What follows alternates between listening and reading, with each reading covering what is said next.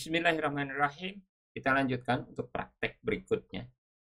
Sebelum kita lanjutkan ke praktek episode 2, di episode 1 kita telah mempelajari dan juga telah mempraktekkan mengenai pelafalan per huruf. Seperti ini kita lihat bahwa di bagian pertama kita belajar makhraj huruf atau tempat keluarnya huruf, kemudian sifat yang mengiri dari huruf itu, kemudian tebal tipis dan juga pelafalan harokah. Nah, tolong ini ditekankan dan akan lebih bagus kalau Anda sudah didengarkan oleh ustadz yang memang sudah paham mengenai makhraj dan sifat. Nah, minimal rekaman Anda sudah kita terima dan kita lihat. Kemudian di praktek berikutnya, di praktek 2 ini insya Allah kita akan terus belajar. Kita lanjutkan dengan mempelajari pelafalan huruf di dalam kata atau dalam kalimat. Kenapa harus berbeda, bukannya sama?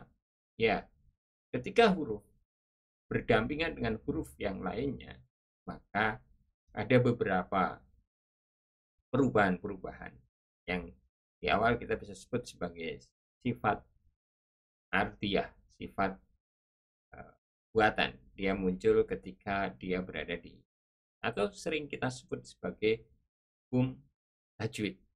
Nah, gitu. Hukum tajwid. Nah, makanya sebelumnya zaman saya kalau belajar hukum tajwid kita langsung ke pelafalan huruf ketika huruf itu berada di kalimat, dan waktu saya kecil tidak belajar makhraj dan sifat sehingga kita melafalkannya pun seadanya.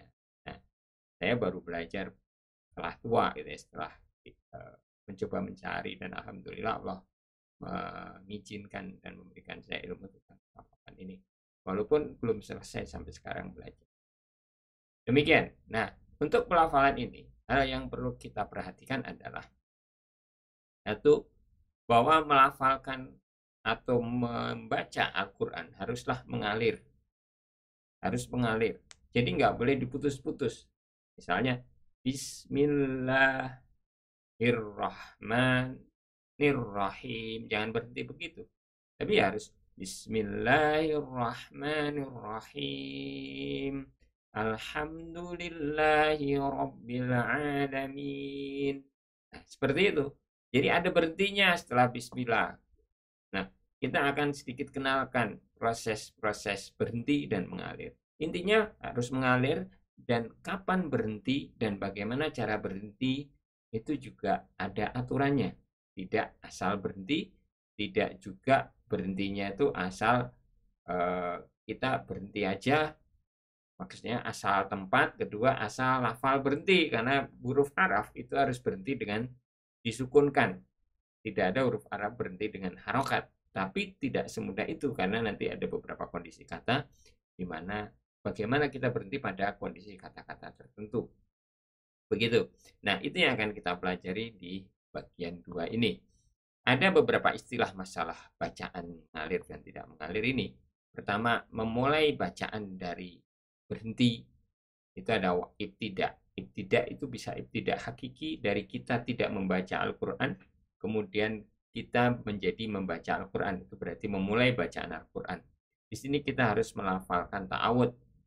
Wa idza quri'al Quran fasta'id billah, maka berta'awudlah.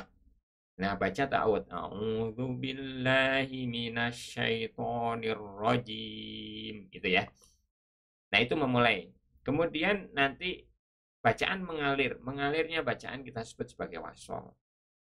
Tapi nanti wasol ada kita berhenti sebentar. Karena memang aturannya begitu. Yang diriwayatkan dari Rasulullahnya begitu.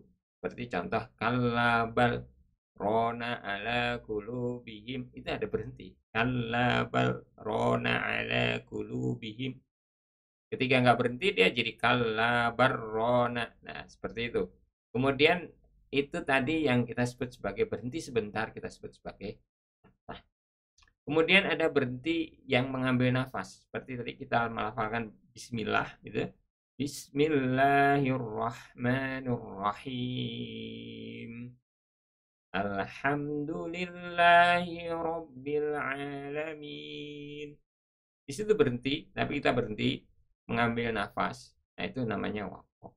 Nah, aturan-aturan ini nanti akan kita pelajari juga kapan dan bagaimana cara berhenti dan cara membaca secara berurutan atau mengalir.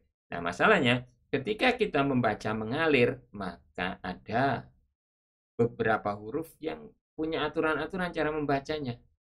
Jadi dia berubah dari pelafalan yang tadinya kalau dilafalkan sendirian huruf itu berubah ketika dia berada di suatu kondisi tertentu di dalam kata.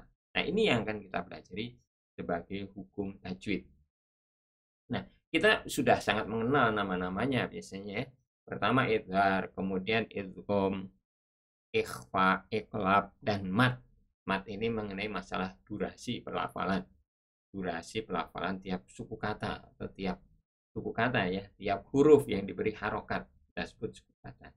Nah, ini asli dari bacaan huruf itu adalah idhar, kecuali ada aturan tertentu yang terkena yang berlaku pada huruf tersebut ketika berada dalam kata. Nanti akan masuk namanya idgham atau ikhfa atau iqlab. Nah, untuk mat ini asalnya dari mat tabi'i. Ketika ada mat asli yang sudah kita pelajari seperti al-jauf yang keluar mat. Ya, huruf yang memang sengaja ada huruf mat. Alif sebelumnya fathah, ya sukun sebelumnya kasroh, waw sukun sebelumnya dhammah. Nah, itu nanti diikuti huruf apa setelahnya.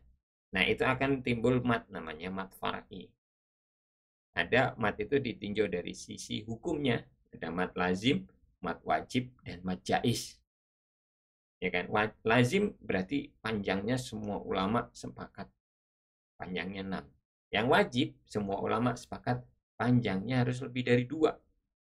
Walaupun nanti kalau kita menganut madhab dari jalur Satibiyah, dia panjangnya adalah 6 atau 5, 6. Sedangkan dari mat jaiz itu panjangnya 4 atau 5 untuk jalur Satibiyah. Tapi mat jaiz itu boleh 2. Nah, itu secara hukum. Tapi nanti untuk nama banyak. Karena nama itu ada di mana-mana tergantung kondisi mat. Dan ini berkaitan dengan mat tabi'i dulu.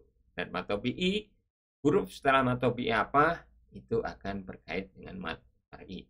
Ketika hurufnya sahih biasanya tetap mat tabi'i. Begitu kira-kira pengantar itu yang akan kita pelajari. Jadi kita akan mempelajari hukum tajwid atau aturan tajwid yang berlaku untuk huruf dan juga aturan tajwid mengenai mat. Ya, jadi nanti untuk semua huruf berlaku namanya idhar. Idhar itu jelas, semua huruf asalnya dibaca jelas. Kemudian nanti kalau berlaku tertentu, kalau ada kondisi tertentu mungkin dia akan idgham. Itu berlaku untuk semua huruf termasuk di dalam nun. Nah, untuk nun dan mim ketika disukun atau nanti pengganti nun sukun bisa tanwin, itu ada aturan tambahan, ada aturan yang lebih dari yang lain, yaitu adanya ikhfa dan adanya iqlab. Jadi ini untuk khusus nun ya, nun dan mim itu ada ikhfa dan ini.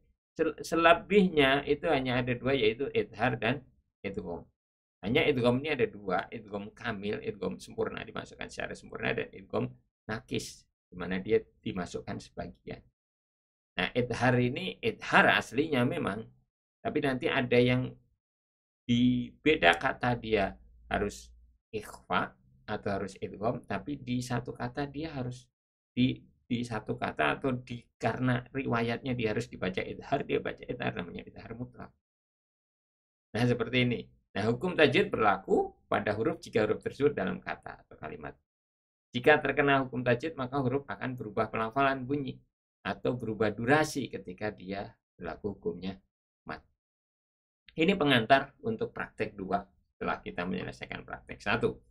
Demikian, wallahu alam bishawab. Semoga kita difasihkan bacaan Al-Quran kita dan semoga Allah memberikan rezeki pada kita untuk tilawah di pagi hari, di siang hari, atau di malam hari. Allahumma arhamna bil Quran wa ja'alna lana imama wa nura wa Silahkan berlatih dan